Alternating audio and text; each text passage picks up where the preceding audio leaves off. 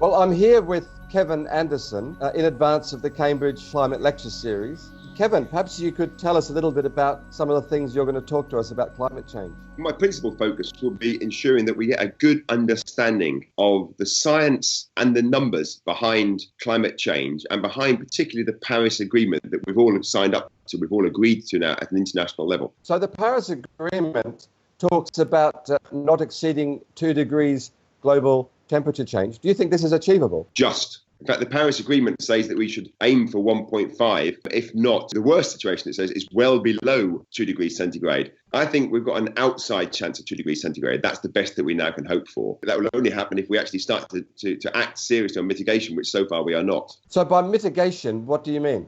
I mean by reducing our carbon dioxide emissions, and principally in the very short term, that means significantly reducing our energy demand, how much energy we use at a global level. Obviously the focus will be on the wealthier parts of the world, but also at the same time building very, very low carbon energy supply. So very low carbon power stations, other forms of energy for transport, for heating, for industry and so forth. So those two packages need to be brought together very rapidly indeed. What are the things we might see happening once we start to hit 1.5, 2 degrees global temperature rise? Well, let's be really very clear. 2 degrees C is a global average, means you have huge regional repercussions. So in the poles, you'll see warming of at least 6 degrees C of warming for a 2 degrees C average. So you will start to see, as we're already seeing this year, of course, the thinning of the ice in the Arctic and then the breakdown of the ice pack.